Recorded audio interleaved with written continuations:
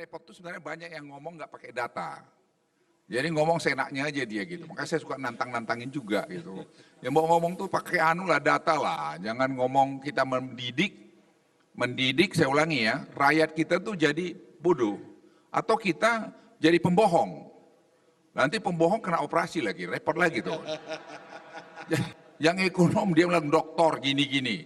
Saya telepon itu satu dokter terkenal itu. Saya bilang, kau kok jadi berubah angka-angkamu, saya bilang. Jangan kau, maaf Pak ini. Jangan kau lacurkan profesionalismemu, hanya kau ingin sesuatu.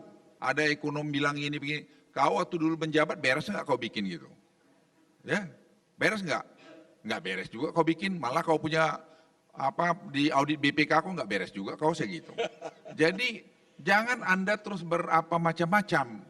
Nggak usah, kalau orang-orang yang dokter-dokter ekonomi itu usahanya pernah gagal, jangan komentar. Ya. I'm serious, jangan komentar. Kalau usaha lu pernah maling-maling, lu juga jangan ngomong. Karena jejak digital kita itu pasti ketahuan. Lagi berada di Mako Menwa Wira Makara. Iya betul. Bisa ceritakan nggak kapan mulai masuk dan waktu itu bagaimana suasana Wira Makara itu? Baik, terima kasih banyak Mas Rahmat atas undangannya bisa tampil di depan Mako, Markas Komando Resimen Mahasiswa UI. Iya, saya masuk mahasiswa UI jurusan Fisika, Program Studi Proteksi Radiasi FMIPA UI. Kemudian saya tertarik menjadi anggota Menwa UI karena itu adalah bagaimana membina jiwa kita menjadi patriot bangsa, bela negara, iya kan? Ya, ya. Sebelumnya juga saya pernah juga aktif di BPM, Badan Perwakilan Mahasiswa. Bahkan waktu itu ikut melantik Ketua Senat karena saya ketika itu yang paling senior. Jadi masuk tahun 83 lah. Komandan kami ketika itu adalah Bang Patrick dari Fakultas Ekonomi UI. Ya, ya. Pengalaman yang menarik selama di Menwa itu. Oh iya, sangat menarik Mas. Bagaimana menjalin kebersamaan, bagaimana juga kita itu harus bersatu padu. Kami kan latihan di Damil, latihan dasar militer, ya, di Rindam, ya, yang di daerah Pasar Rebo sana. Kemudian masuk ke lapangan. Di sana itu digembleng 1 minggu. Ya. Sangat menarik waktu itu.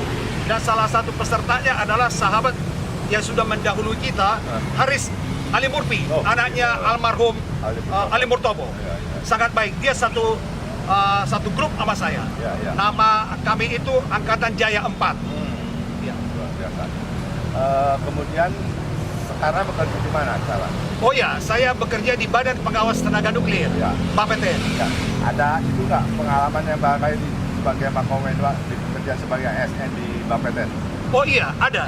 Jadi karena saya bekerja di Badan Pengawas Tenaga Nuklir, itu kan harus betul-betul kita konsisten dalam hal pengawasan. Ya. Jadi persyaratan keselamatan itu, parameternya itu harus kita patuhi. Tidak boleh melenceng. Meskipun memang ada deviasinya, tetapi ada tolerable-nya yang harus kita jaga. Ya. Nah, saya sebagai Inspektur Keselamatan Radiasi, juga Inspektur Keamanan Sumber Radioaktif. Nah, ini keamanan ini sangat erat kaitannya dengan waktu saya dibina di Menwa ini. Ya, apa tuh? Iya.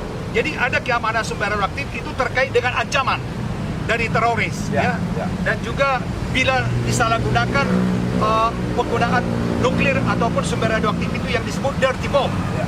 Nah, di situ saya lihat, makanya saya tertarik di sini.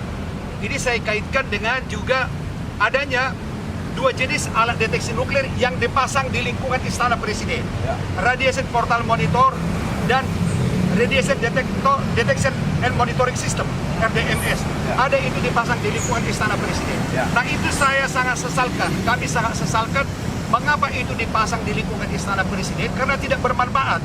Dan terutama lagi, barang itu waktu dipropos, diajukan bukan untuk dipasang di lingkungan Istana Presiden. Ya. Tetapi itu adalah milik Bapeten dalam rangka untuk bagaimana mensosialisasi kaitan dengan keamanan manakala ada pameran. Nah, itu diperagakan oleh Bapeten. Ya. Tapi untuk menghindari adanya dugaan tindak pidana korupsi pengadaan barang, dan dibuatlah suatu triki lalu dipasang di lingkungan Istana Presiden.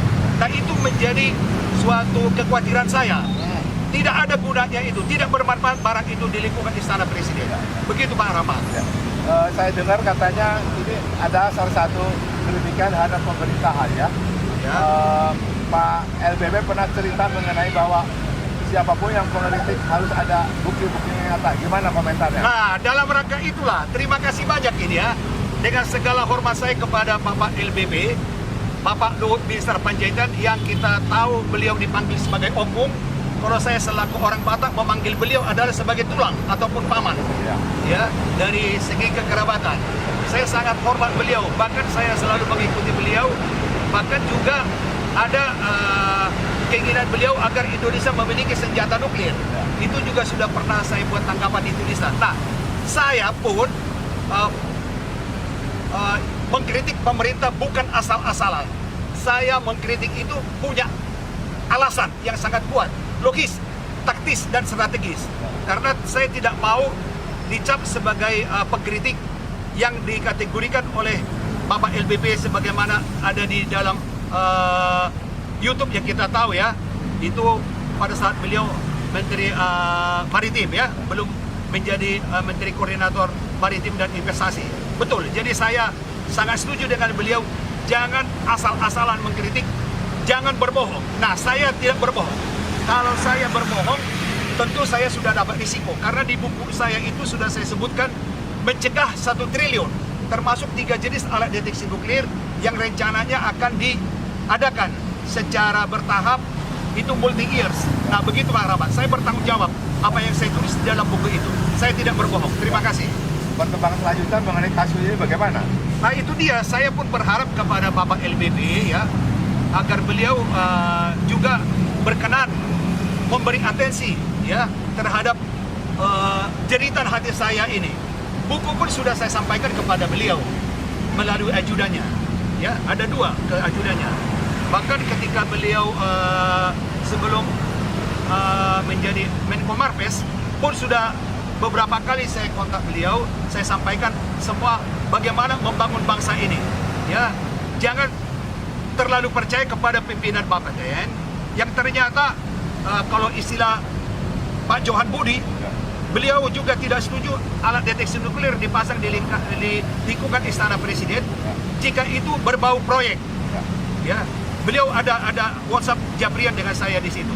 Beliau mempertanyakan saya, lalu saya jelaskan.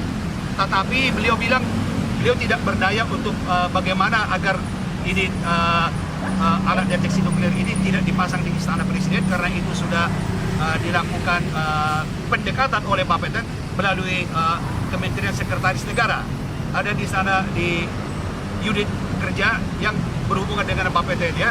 Saya punya bukti bahwa sesungguhnya barang itu tidak dipasang di lingkungan Istana Presiden. Demikian, jadi itu nggak ada manfaatnya. Saya pun sudah berbincang dengan beberapa orang pas pampres di sana, bahwa beliau-beliau itu pun merasakan tidak ada manfaatnya ini, karena pihak Bapeten pun sebagai pemilik sebetulnya, bukan Kemenseknek pemilik, pun sudah tidak pernah datang ke sana lagi. Itu mestinya bisa kita lihat di logbooknya barang itu, bahwa di situ harusnya ada rekamannya semua, apa saja yang dideteksi, ya kan? Bagaimana, apakah ada misalnya rilis dari radioaktif akibat percobaan nuklir, ataupun rilis akibat adanya suatu kecelakaan nuklir dari pembangkit listrik tenaga nuklir. Jadi sekali lagi, barang itu sudah tahun 2016 dipasang, sudah 6 tahun. Yakin saya juga sudah berbincang dengan vendornya itu, bahwa barang itu sudah tidak berfungsi lagi. Artinya tidak bermanfaat lagi sama sekali. Dulu Polda menyatakan ke saya barang itu berfungsi. Ya, awalnya berfungsi. Berfungsi dengan bermanfaat itu beda. Bermanfaat itu adalah berguna. Kalau sekedar berfungsi tentu saya pun setuju itu, tapi tidak bermanfaat. Oleh sebab itu saya berharap dengan segala hormat ini agar barang itu ya dibongkar sajalah, dikembalikan kepada Bapeten. Jangan bahkan menjadi mengurangi harkat dan martabat dari Bapak yang terhormat Presiden. Nah, sekarang pun kita lihat ini, ada G20 di Bali, ya kan? Adakah ancaman dirty bomb? Adakah dipasang di sana RPM? Ketika Bapak Presiden pun pergi ke Ukraina sama Rusia, saya ikuti itu perkembangannya. tidak ada rombongan itu melewati suatu akses RPM, Radiation Portal Monitor, untuk memonitoring apakah ada di sini dirty bomb, apakah ada bahan nuklir yang akan disalahgunakan. Ya. Nah, begitu Pak Rahmat. Ya. Jadi itu termasuk barang yang mubazir dan ada unsur korupsinya ya.